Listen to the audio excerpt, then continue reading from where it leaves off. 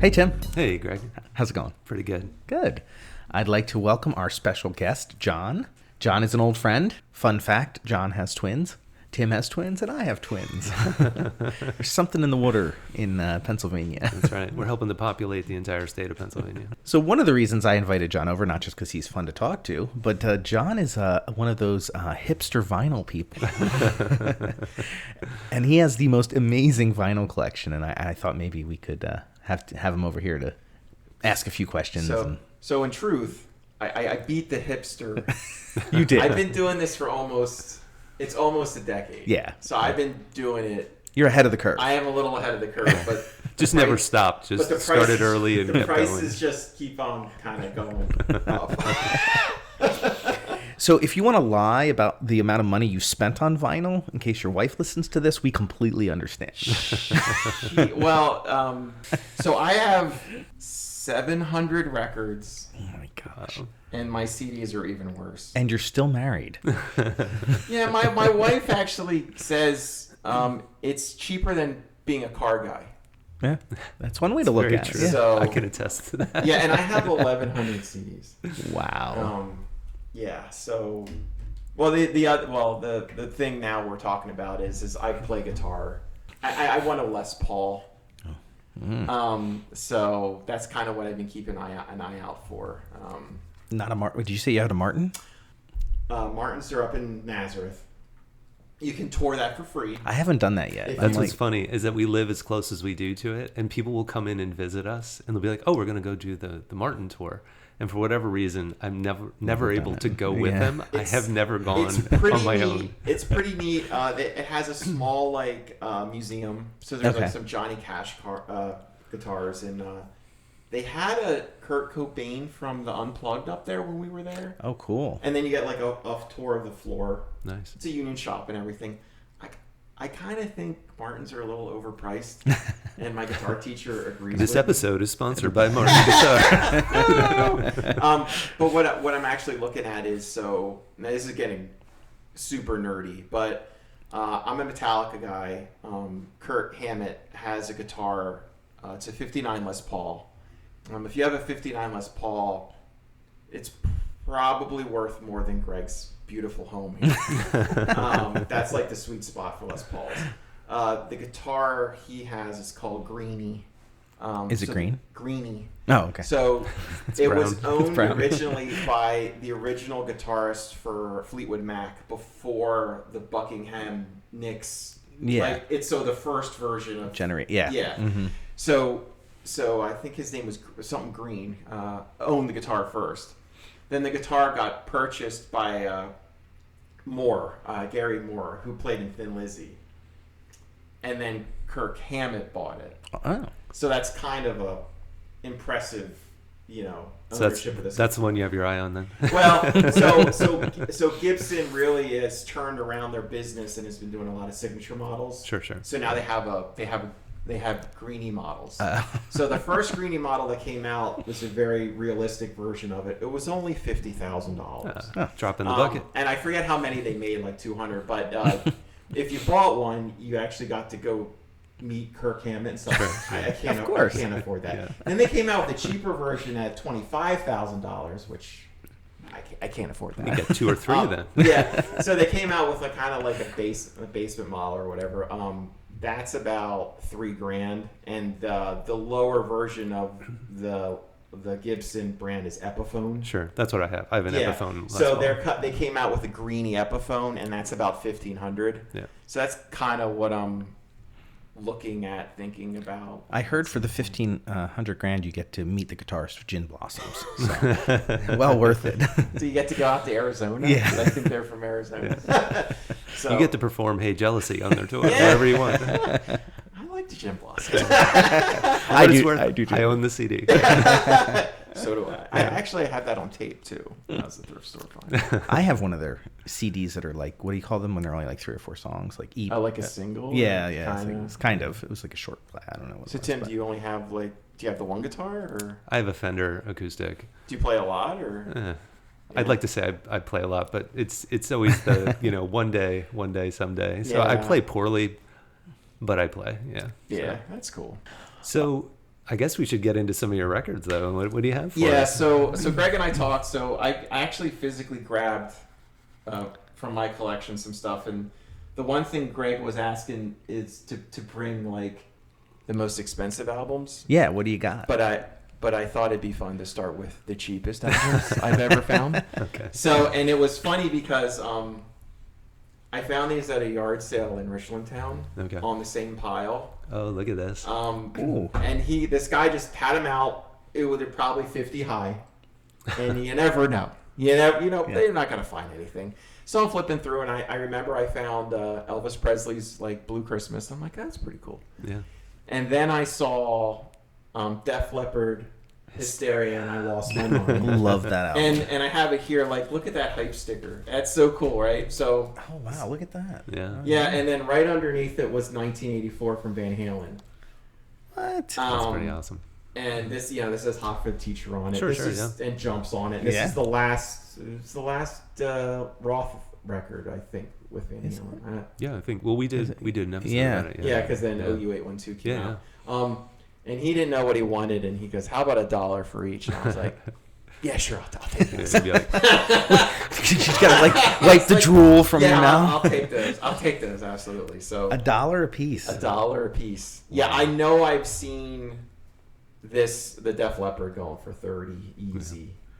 That's crazy. Yeah, one of the funniest things is like I like to buy them cheap and everything. Yeah, sure.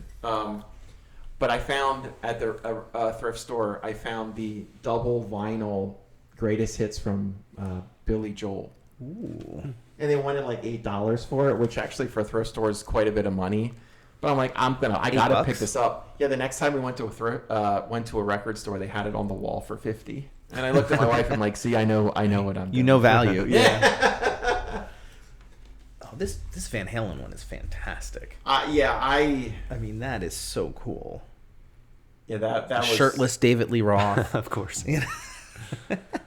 The pissed off Eddie. I am wearing a 5150 shirt that I got online that I saw that was so cool, and my wife's like, I don't even understand what that is. And I'm like, no, what do those 4 digits mean, honey? Yeah, I didn't tell her that part of it. Is that your ATM passcode? No, it's not. No, it's not. So those were the cheapest ones. I mean, that's now, pretty good. The most expensive ones I got are kind of funny. So talking about hair metal, this is Slaughter's first album. I remember that album. I saw them in concert.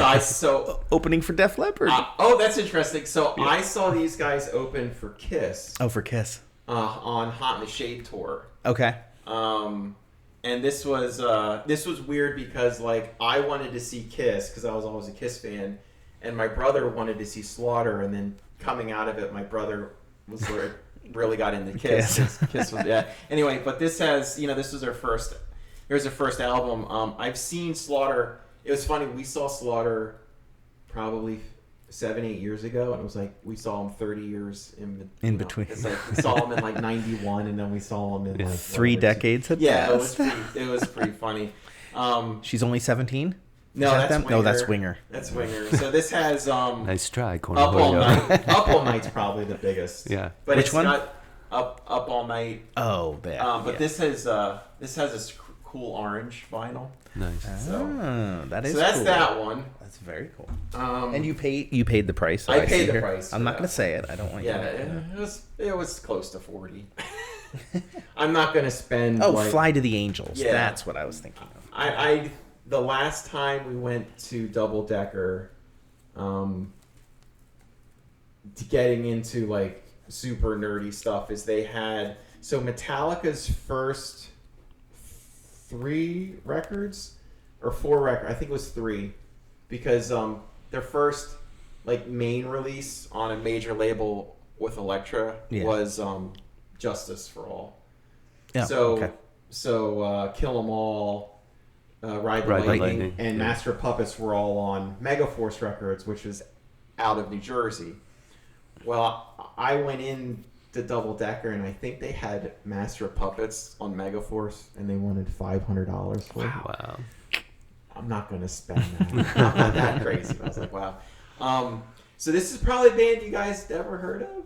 No. I'm thinking. No. So this is Blue Murder. I had that on tape when I was a kid. Okay. So it was a 3-piece. So Carmine Appice is the drummer. He's played with Rod Stewart and Dio. Actually, I believe today's his birthday from listening to MMR. All right, shout out. But the singer, guitarist, and basically the head of the band is John Sykes. So does that name sound familiar to That you? name sounds familiar. He basically wrote all the songs on the 86 Whitesnake album. Huh. Oh, So okay.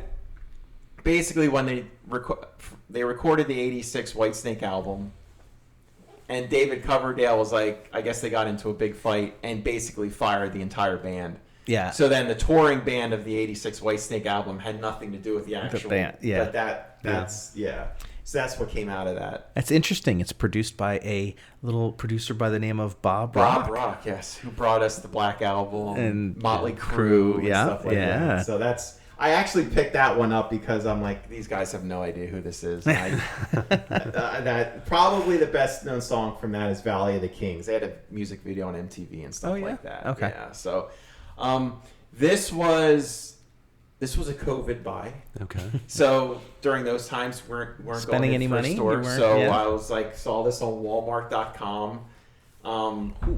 So yeah, so that is it's Garage Days for Metallica. It usually goes for about $45. I think for some reason they had it on sale at Walmart. I think I got it in $35. But what that is and I remember this album coming out. I think it was like 98. That sounds about right. Because I remember when I started working after graduating college, I remember, I listened the heck out of that CD. Yeah. Driving home and to work. The second disc is a bunch of stuff that they released. I think they released it like after Injustice for All, and then the newer stuff newer stuff. That's the stuff that they recorded. So that's got. Turn the page on it. And Garage Days Revisited, right? Yeah. So that's a fun album. I noticed there's a song on there called The Prince. And when this came out, I felt super cool because The Prince was the B-side to the single for One. And I think it was One. I'm pretty sure. Whatever. Was it One? I think it was One. I don't know. And I was like, I know this song. I'm so cool. Yeah, well, that's I think that's Merciful Fate is I think the band that covered that did the Prince originally, and I actually found that album, like the Merciful Fate album, and I listened to it, and my wife was like, "Who is this? What is this screaming crap you're listening to?" And she's like, "Have you ever do you have any Merciful Fate?" I'm like, "No." And I threw it in, and I knew 3 of the songs because Metallica covers it in like a medley. Sure. And she's like, "Well, how the heck do you know this song?" And I'm like, "Well, Metallica covered it." Yeah. She's like, "Oh." It's like knowing the Meat Puppets because Nirvana covered them on their Unplugged. Yeah. So then we get into the Kiss stuff. So actually, these were both from Double Decker. So Smashes, Thrashes, and Hits. So this is basically a greatest hits of Kiss. With 2 new songs at the beginning, and Kiss being the lyrical gods that they are. That's a joke. It's got Let's Put the X in Sex and Rock Hard are the 2 new songs. I basically have every Kiss album. I don't have the newer stuff like when they put their makeup back on. So that's like Psycho Circus, Sonic Boom, and Monster. I don't have that, but I have everything else. I got into Kiss, and I actually had the album. I brought it at Crazy Nights, so I got into Kiss during their 80 poppy sound. Oh, when they got a little bit more. And then I kind of went back and found the makeup stuff, and been a fan ever since. Now they said they're they're quitting touring. Yeah, that was this month. Except for holograms or something weird. Right? Yeah, so they made computer avatars. They haven't really explained how they're gonna, I guess, merchandise it. Or whatever. Yeah. But I did see a video that they went all out. ILM did the digital stuff. Oh. So Industrial Light and Magic. So they're spend a few bucks on that anyway. That's wild. And then this one is pretty expensive too. So this is Kiss. This is the Elder. If you were interested in ever listening to a Kiss like Operation Mindcrime like theme, it was panned. It's weird. It's produced by Bob Ezrin. So I know that. He did Pink Floyd's. Yeah. The first time Bob Ezrin worked with Kiss was the Destroyer album. So huge. Yeah, huge. And then the second time they did The Elder, which was completely panned. Yeah. And then Kiss got back with Bob Ezrin again on the Revenge album, which came out in like 91, 92, and that was kind of like a resurgence for them. Okay. So it's kind of interesting, but this is pretty crazy. Like, it was basically, so Kiss was humongous, like, for when you led up to like Alive, and then you had Destroyer, Love Gun, and that stuff. And then they came out with Dynasty, which had like I Was Made for Loving You, which was like this kind of disco-y, which was a hit for them, but everyone then hated Kiss because, and this was before our time a little bit. And then like, so the Elder Kiss is basically like Kiss at a pretty low point. Okay. And then they kind of came back. Well, they struggled through the 80s, but I think Revenge, they kind of came back. And then after Revenge, they did one more album, which is Carnival of Souls, which they never actually released until, because what they did is when they were recording that, they got together back with and did the makeup thing. And they never were going to release the album, but they released it because people started stealing and getting tapes, and they're like, might as well make monetize that. Sure. Yeah, so Kings of monetization. Yes. So then Greg asked me to grab like 10 of my favorite records, but I think I probably grabbed about 15 of them, or something like that. So the first one I grabbed. Now, is this in order or just your favorites? No, there's just, no sort of ranking. I can't. It's hard. It's really hard. With 700, how could you? Yeah, it's very difficult. So the first one I have here is Poison. So Open good. Up and Say Ah. With the band tongue. cover. Yeah, this is a reprint. This isn't. Oh, it's not. Yeah, okay. no. But this has, Every Rose Has Its Thorn on it. I think it has.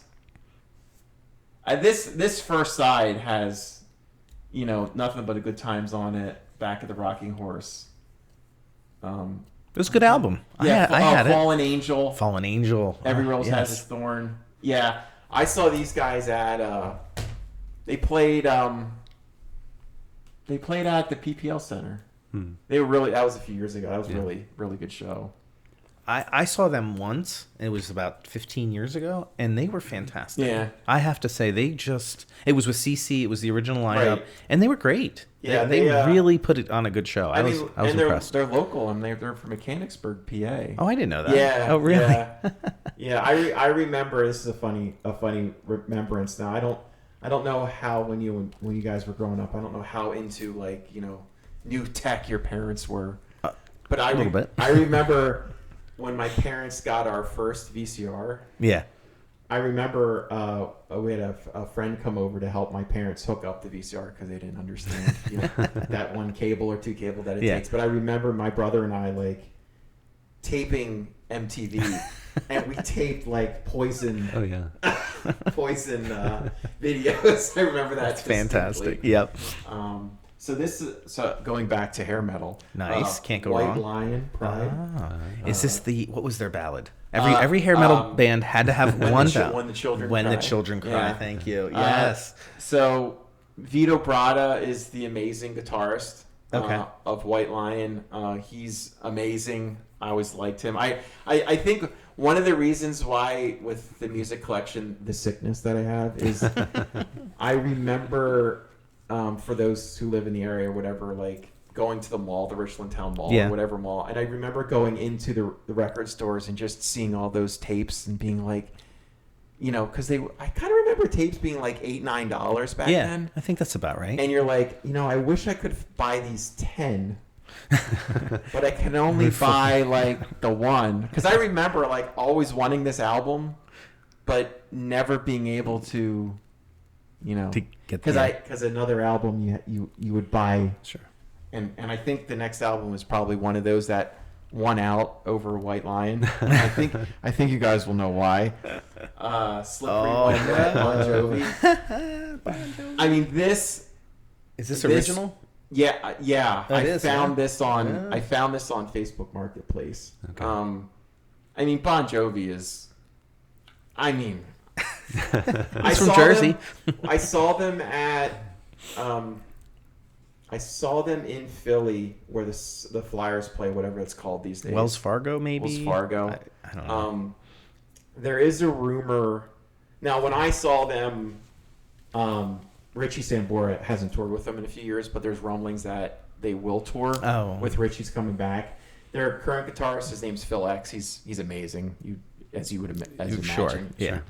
John's voice is a little getting up. Yeah. He was never the greatest singer to begin with. Yeah. It's not a David Lee Roth point, yet, but it's no, in that but direction. still, I mean, this album. I mean, that is the definition of '80s hair metal. You give love a bad name, living on a prayer. It's unbelievable. Now, this is kind of funny because I was trying to figure out like what Bon Jovi album I should bring. So I brought two. So I brought New Jersey. Now this I bought later, so this is like a newer one. But like, okay, yeah, this is one of those things that I think like Living in Sin. I love that song that's on here, but this has Bad Medicine. I'm like Bad Medicine. It's a great album. It's in great shape. Yeah, I just kind of find it funny, like, if you listen to, like, interviews and stuff, like, they basically, like, John and the band, like, basically, like, after Slippery When Wet tour, they're, like, they didn't want to talk to anyone. Like, they were so sick of the band. Yeah, oh, yeah. Because they toured, it was, like, 200 and some shows, which 250 or on something, like... Need a break. Yeah. And they didn't even know if they were a band, and they got back together, and they come back with this. That's pretty... That's pretty amazing. That is. Yeah. And it's named after the best state in the union. So. That's true. Yeah, my wife's from New Jersey, too. So I grabbed this one, Hall & Oates. I love Hall & Oates. So Voices, this is really weird. I'm sure this is worth, like, millions of dollars. But I noticed later, after playing it, that this record actually doesn't have an A-side sticker. Both sides have B-side stickers on it. I'm sure it's worth a fortune. It's a reprint. Let's see. I have a list of the most expensive albums of all time. Let's see if this is on there. But that's a great album. A Philly band, right? Yeah. They both Temple. went to Temple. Yeah, that's right. Yeah. My alma mater. And now one of the guys is suing the other one. Well, Daryl Hall has a restraining order against Jon Oates. I saw an article that said that it sounds like John's trying to sell his stake of the music, and I think Daryl's trying to say like you can't sell. Yeah. I mean, this album cover, it's like the beginnings of what's happening now, He's hiding behind a door, kind of like... Answer. Yeah. John, take my phone call. Oh, wait, no, the other way around. I'm sorry. Daryl, take my call. Yeah. But they're great. That's a good... They were the best-selling duo songwriters of all time. Yeah. And then, I think, 2 or 3 years ago, they were inducted to the Hall of Fame, which I was surprised. You would think they would be years there ago already. Yeah. It's crazy. What's the next one? Oh, this one might surprise you guys, but I grabbed Richard Marx. Oh, Richard Marx. Oh, wow. That just screams 80s. It does. I mean, it does. I think that's his first. The mullet puffed out. Yeah. Yeah. I think the first side though, there's not a bad. I mean, you know every song on the first side. Nice. For what it was good stuff. Yeah, and but he knows his audience. He's married to Daisy Fuentes, I believe. Is he really? He did all right for himself. She got a little bit of that Richard Marx money. Yeah. He was at the MTV Beach House at the right time. Yeah. That's funny. Yeah, the one thing, like when my brother and I are arguing or talking about music, and we talk about what's your favorite album from this band or whatever, like it really comes down to like what do you listen to the most. It's not like you know what I mean. It's not like No, I really like now. Like, what do you listen? Like, what do you keep going back to and listening to? And that's the stuff that I grabbed today. This one's also more poppy, so I grabbed Huey Lewis in the News. As they say, every fourth song on the radio in the 80s was Yeah, Huey now, Lewis in the News. I like this album better than Sport. Really? Yeah, and I think this is before Sport.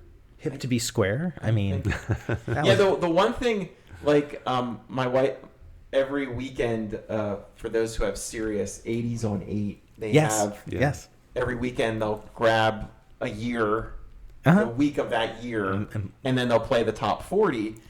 And you like learn like so much stuff that you had no idea, right? When you were Because younger. I think they have 3 of the original VJs. Yes, no, I think that. At one point they had all of them. Yeah, and I think Martha Quinn the one that left. I think. I think so. Yeah. But like I didn't realize this. Like the first song on this is Jacob's Ladder. That was written by Bruce Hornsby. Oh, really? I didn't, and you're like, what? I didn't know that. They give you some good details on the history of the song. Pretty interesting. We mentioned this before, but I also grabbed the 86 Whitesnake album. I had this on cassette. Yeah. A bunch of these I have on cassette. Yeah, that's I mean, Here I go again. Tawny Katane, Yeah. you know. The hood of a car will never be the same. I think it was a Jaguar, a green Jaguar. Yeah. I mean, that lives in infamy in the one song. Of course, now I'm blanking on it, about the 80s. Oh my gosh, not Stacy's Mom, but the other one. Oh, it'll come to me. I'll think of it. Yeah. Yeah. So I think if I have this correctly, we were talking about the Blue Murder. John Sykes wrote most of those songs, then never actually toured with Whitesnake, and I think when they toured, Vivian Campbell was one of the guitarists. So he's in Def Leppard now. He's been in Def Leppard for like 20 really? years. Yeah. So Vivian Campbell played on like the original Dio stuff, like Holy Diver and stuff. And wow. So like Ronnie James Dio found him, and then he went from Dio to Whitesnake, and then to Def Leppard. Ended up in Def Leppard. He replaced Steve. Okay, not Phil Collins. He died of, I think he was Really? He had a drug or a drinking issue. Okay. I forget his last name, but yeah, from Def Leppard. And then we're back to Kiss now. So here's Crazy Nights. So this was their more poppier. Yeah. So this was like the record to me that, you know, I found.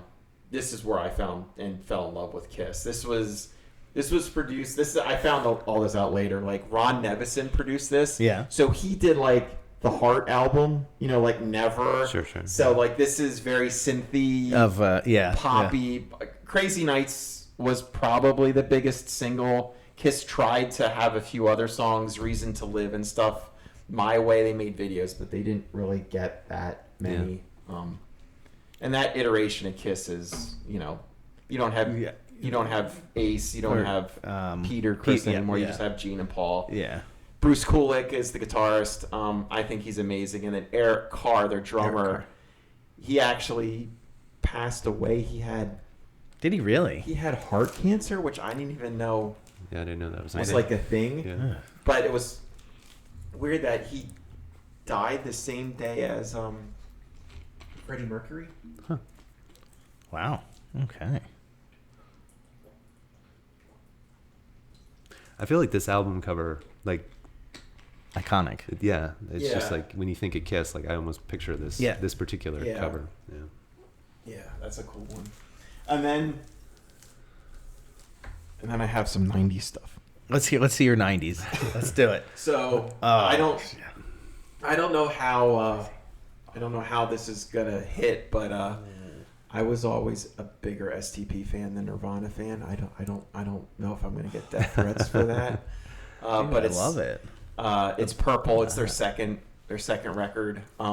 Core was huge, but you know, Interstate Love Song. This is a great album. Yeah. Yeah, I saw them a couple times in concert. I love them every time. I never got to see them either. Because you know, with Scott passing away like 7-8 years ago, you know. Yeah, I actually saw Velvet Revolver too when he was with Slash. Mm-hmm. Yeah, that was a good show too. Yeah, that's cool. Yeah, Fall to Pieces. That's a great song by Velvet Revolver. Yeah. So, And then this one, this is another one that I might get killed for, but I'll explain. So I grabbed, this is Metallica Load. So this was their grunge era, I guess. So like when I was in college, and those hours and hours and hours of studying that, like Greg and I were talking about with our kids going through right now, listening to music, like this album, it was weird because, like, so one came out as a single in like '89. Was it really? So Wow. I was in like 7th grade, and that song was huge, but I always kind of didn't really get into that Metallica because I thought it was too heavy. Like I wasn't up to that, you know what I mean? Like not into it. And then, you know, the Black Album came out and that was humongous, right? Huge.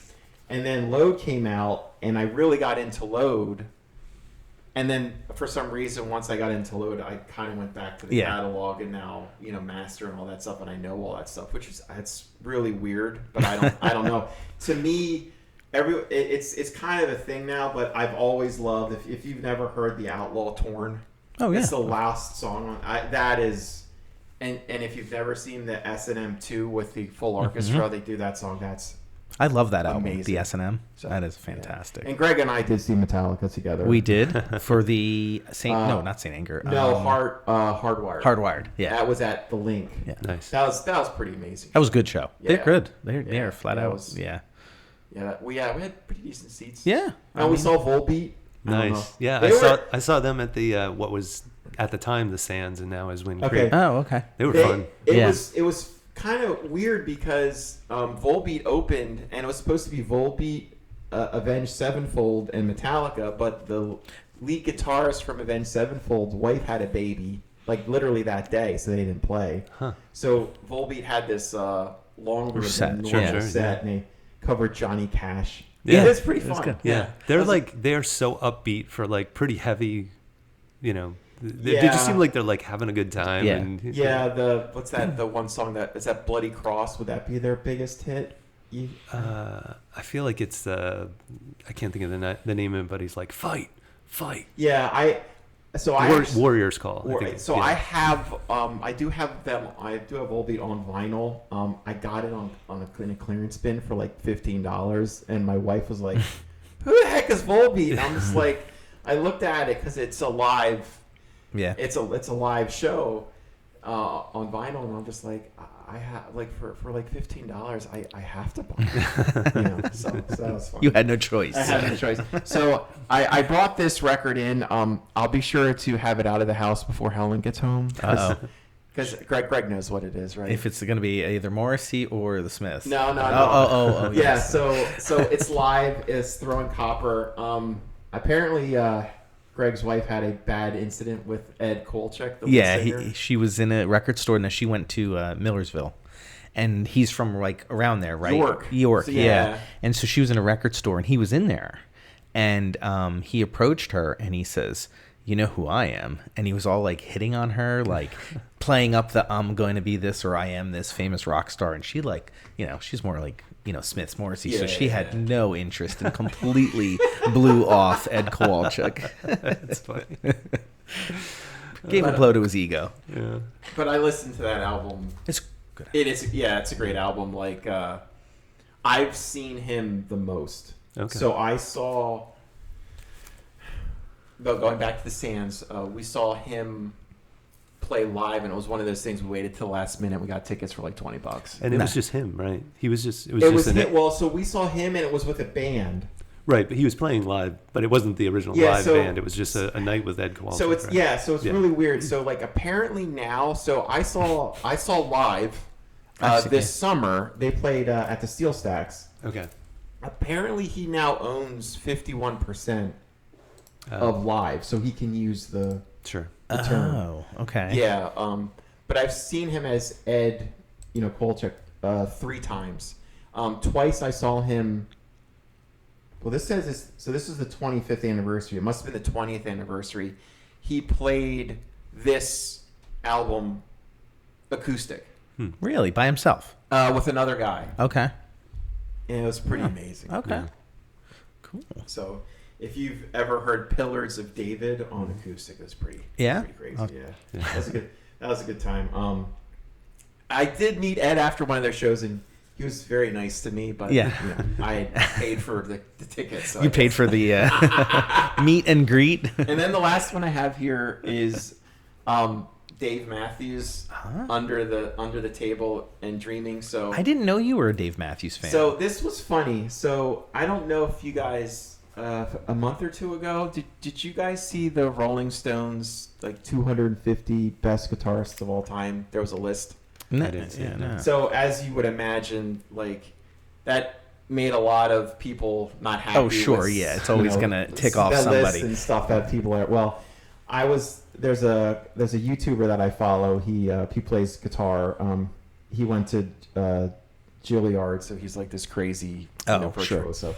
It's his YouTube channel is called Music Is Win, and he was going through, and he was putting in guitarists that he thought should be on the list, and he said Dave Matthews, and I always thought Dave was obviously very good guitarist. Yeah, and he said something on his show that I never thought of. He goes, if John Mayer is on that list, Dave Matthews should be on that list because Dave Matthews was the precursor to John Mayer. Sure. Yeah. And I never really thought of that. And I thought that was very interesting thing to say because I mean Satellite. I mean I've tried to play that song. I can't play that song. That I saw Dave at Hershey. Mm-hmm. And I think my wife got my present for me on my 30th birthday, so that was 17 years ago. And I remember when we went, we were old. We were old, like for the crowd, for the people that were there, because like people were looking at us because they're like, we said something and someone heard us talking like, wait a minute, you have kids? You're so like, old. Other people were like, avoid the narcs over there. I haven't seen Dave in, like I said, like 17 years, but I don't know if I'm assuming his people have aged. Yeah, I saw Dave Matthews once at Madison Square Garden. Oh wow! And halfway through the show, he's like, "And I'm proud to bring out special guest."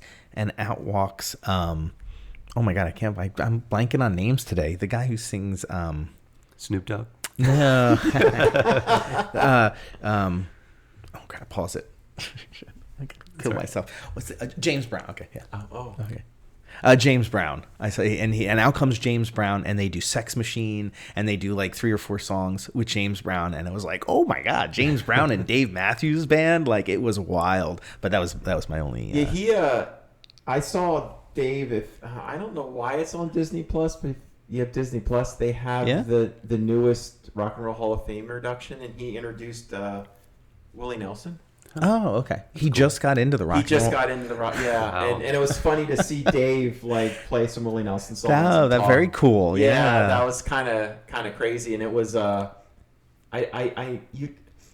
thinking back, Willie Nelson was always to us old. Yeah, but he's like he's 90 now. Wow. And like for like he didn't. So they played a few songs, but he wasn't like Willie wasn't the main as you would imagine. But like it was Dave Matthews. Sheryl Crow. Okay, that makes Chris sense. Stapleton played with them, so it was pretty interesting to watch that. Now, I know Dave Matthews has been up for the Rock and Roll Hall of Fame, but he hasn't gotten in yet. Yeah. So. I mean, he will eventually. Well, if Willie had to wait till he's 90, Dave's got another. I don't know. I mean, I will say, like, as much as the early Dave Matthews stuff I love, I haven't gotten a Dave Matthews album in like 10 years. Yeah. I don't like his new he's someone that I like the older stuff. I kind of feel that way about Wilco. I love the old stuff. I haven't listened to a new album in forever. My brother gives me crap too because I'm starting to realize that I'm having the same problem with the Foo Fighters. Yeah.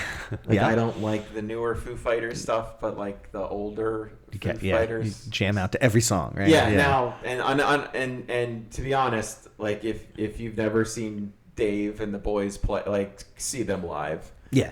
We saw them. Me and my brother went to see them at Camden, whatever that's called these days. Okay. Yeah. So Royal Blood opened. So that's a 2-piece band from Britain with a bassist and a drummer, and they were pretty amazing. Yeah. And then like, you know, the Foo Fighters came out and literally played for 3 hours. and Dave it was the tour where he had just broken his leg. And, I didn't know he broke so his he leg. was in that chair. Yeah. Oh, okay. And he's literally talking to the stage manager or whatever, going, "How late can I play?" And he's like, we're just getting started. And we're like, he's been playing for like 2.5 hours, and they played for another 30 minutes. It was, it was pretty amazing. That's cool. Yeah, it's nice to know that we saw him with like Taylor, like before he passed away and stuff. So that was. Yeah, I saw them on their first tour at the Electric Factory. Oh, really? Yeah, and I think they would have played 3 hours, except that they only had an album's worth of music, and they weren't going to play anything from, because the two guys were from Sunny Day Real Estate, or I think that's what they were called. Mm-hmm. Yeah, Sunny Day Real Estate. Yeah, and then obviously Dave's from Nirvana, but yeah, it was a great show. Yeah, that was because he knew every song. Yeah, and I don't, and he played some deeper cuts. Like he played some stuff from like Wasted Light, which I think is a really great album. The tour we saw was the one, was it something Sonic? It was like they had a song that like Joe Walsh played on, and there was a song that Cheap Trick's guitarist played on. So it was kind of like, and it was an HBO special with every song. Oh, like Sonic Highways, I think was the album. That sounds close. Sounds familiar. Yeah. Yeah. So I think that's all the record. Well, go ahead. No, I was going to say, this is a fun walk through, a lot of different music over a lot of different years. And it's cool most of these I had on cassette. See, our album artwork is so much smaller. It's cool to see them on an album, and, it's just been fun. Yeah. Thanks for sharing. Yeah, sure. Just remember, if you guys want to start this, like, thrift stores. Now, you're stealing from me. But, like, Mark territory. You literally don't have to spend an arm and a leg, like... They claim there's a lot of that. You spend so much money to be a vinyl collector. Yeah, I see that a lot. Yeah. Crazy amount. Awesome. Cool.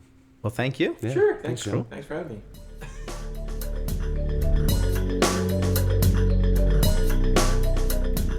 Can't get enough Latch-Key Dad content?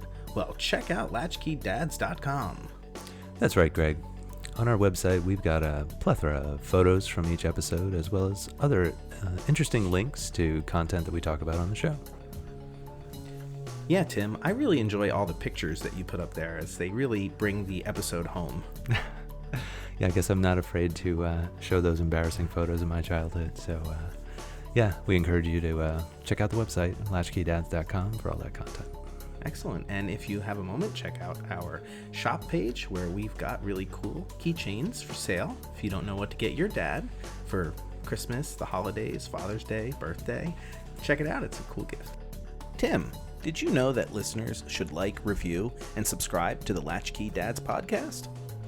No. But now I know. No, exactly.